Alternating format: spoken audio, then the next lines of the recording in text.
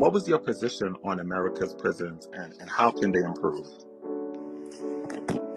Well, they start building prisons off of third grade reading scores. Like, let's soak that in for a moment, meaning that everything is designed around our education system. And when someone has a low reading score, they automatically say in third grade, this person is going to prison. Imagine that teacher-parent meeting right there. People were just that literal. You know, you go in and your son or daughter got a low score, and they said, well, Miss Jackson, your daughter's going to prison. You're like, she in third grade.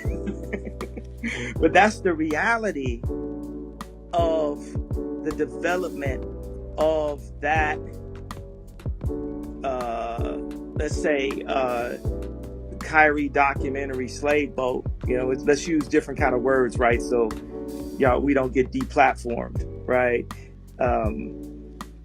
Of how that slave boat has never ended, and the prison system is another version of that. And then we talk about rehabilitation, but how is it rehabilitation if we weren't provided the abilities in the first place? So let's say habilitation through information. The information is purposely held from us. The literacy, they'll have you reading Moby Dick, but won't teach you how to read and understand a contract, knowing damn well you headed to the NBA or that you're going to be in entertainment in some way. So that makes it where you never have, if you can't have a grasp of actually what you're signing, you won't be in control of your life. So these become other versions of prisons. So the prison system isn't just actually where Larry Hoover is placed. It's also the bank is a prison system, because they got my money locked up as we speak. They literally put a freeze on my account. They put a $75 million hold on 4 different accounts. And it was, the funny thing was, I was complaining about my service. I was like, I put 140 million into Chase. Let me go to Chase. This is, one of the 2 biggest banks in America. And I had met with Jamie Dimon before, when I was a good little celebrity, early on into my Adidas deal. But second, I start banging on the desk, like, I want to see some deal flow. I don't want my money just to sit here. I want my money to make money. This is enough money for me and my family to never have to work again. And I have enough to work on homeless shelters and regenerative, alternative energy and education and all the other things, and water purification, all other things I want to work on. And they had people on the phone that were so rude, that were talking to me so crazy. They was talking to me like I'm sitting in, like I'm waiting on my driver's license. And I got $140 million in the bank. So it makes me think, what about all the people that got debanked for their political opinion? And that's what was happening. They were dealing with, people like, there's a time when you would have thought that I said the H word based off of me just wearing a red hat. Now you looking up and people like, wow, we really were making more money at that time.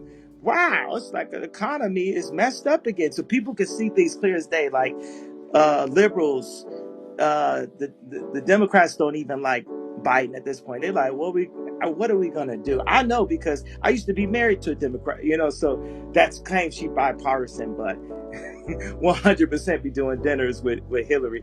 So it's all forms of these prisons. All these contracts are forms of prison. But let's get directly to these prison systems. And, me and people are working on our potential, I don't say run, I say walk to the office in 24. My perspective is the Bible says thou shalt not kill. In earlier times, there were Catholics who were into the death penalty, latter less into it. I'm learning more about Catholic. I'm just straight up Christian. I believe that Jesus did enough by dying for us.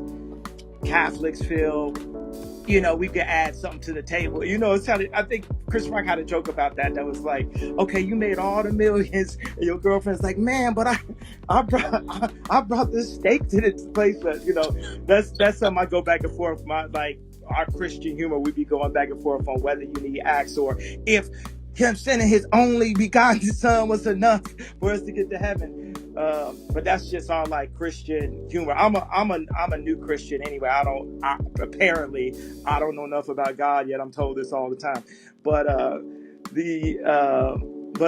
back to what we're saying on the death penalty. There's so many. I got a letter yesterday from a white gentleman, because apparently white lives, I guess, don't matter. But this is a white gentleman, because I said white lives matter, and all of a sudden I got 4 stadium shows canceled. I had what's the place where the Rams play? I was gonna make that my living room for a couple nights, and they they how I do, because I put a bed in the middle, go to sleep, and people watch it. So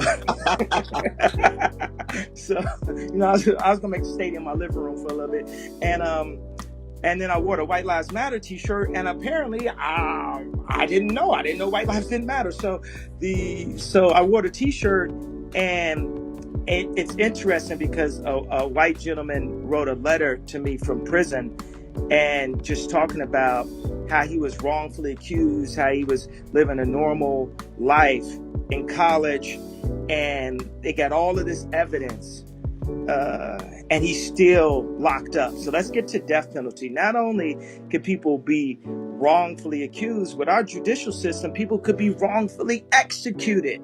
So until we take the time to really, really check the DNA and put people with Christian values. Now, I'm tired of this moral compass conversation, because it'd be people that's like, hey, I'm a good person, and I'm in a different place. I'm in a different place. Me and God, we got a good relationship. That ain't no good relationship. You just don't want to listen to him. That's not a good relationship. Oh, I got a good relationship with God. No, you don't. You up here not trying to listen to God, right? And these are the kind of people that are setting our laws with the corrupt system, right? So then we're going to have a death penalty. We got to remove certain things. Like, people will ask me, like, obviously, I'm pro-life, life period, life from pro-life on babies being born to no death penalty. But also, we can't immediately apply any kind of laws to abortion. And I know all my writers are going to be like, wait, what are you talking about? Until we present an alternative. Because people who go to get these abortions feel that there's no alternative. Ain't like, people don't just naturally not want to have their children. We are put into places where we never got our reparations. We're put in boxes, we're gerrymandered, and we don't feel like we have no other opportunities. So before I step into the monasteries and this thing that God has set on my heart, like it's Noah's Ark right here, we got to say, in the judicial system, I got to learn a bit about the judicial system when I was getting debanked and sued and attempted to be bankrupt. Ari Emanuel, he thought he had me, bro. God must love me. And who could lose $2 billion and still be worth $400 million? I looked up. I was like, I know Forbes didn't want to have to write that. I know they wanted to write a negative. And I was like, man. And I told y'all probably heard me say in other interviews. And I've given you bits and pieces about my perspective on prison, how everything is a scope. I started at the third grade. Then I went to wrongfully incarcerated people. Then I went to how you could be wrongfully executed. So clear, we have a scope where we're going, because you're probably like, yeah, how you going? The thing is, this is not a two-dimensional black and white existence that we're in. So to have to deliver messaging about full creations inside of sound bites is not fair to who we are as human beings. Only 30% of our language is verbal, and there's nothing whiter than English itself. It's literally English, right? So we're not even speaking in our native tongues on a platform that's not our native platform. So we're already still inside of some boxing rink, inside of some, and when we're in combat with each other, we're in some type of mandingo competition, beating each other down, not even on our platform. And when it's all said and done, we still don't own the block, or own the platform, or own the bank, or own the distribution center, or own the manufacturing. Like I built the first, I built the first sportswear manufacturing company since World War II in Cody to bring jobs back. And meanwhile, people are just going in, moving my equipment. They move the equipment to LA. They take my name off of it, put somebody else's name on it. So by the time I'm in a situation where I'm finally out of, out of the Adidas thing, I'm having to go start from scratch, go get EVA machines from scratch, go design the slide from scratch. And I'm happy about it, but boom, there goes another prison system. You get these collusions, you get these lawyers, right? When I was going through my divorce contracts, I had 3. We're not going to say what hospital it is. We're not going to say who the lawyers are. We're not going to say what it is. You know what I'm saying? You know it is. But, and they, just picture like I got the green jacket on, right now. We're not going to say who it is. So, and they was just looking over stuff. They like literally just going to give them the custody of the kids that are, you know what I'm saying? Like we had to go line by line by line by line and really understand what does it mean that the award goes to the practitioner, and what do all these things mean? I think we ain't never used the word practitioner in the studio. We ain't never used the word practitioner, on a basketball court. They never mentioned practitioners in Wakanda 2, where they killed all the dads and now the moms running, you know what I'm saying? Like just like they did in real life. Man, y'all could have just made Michael B. Jordan be Black Panther. Like you really had to. So, I go ahead, man. Okay.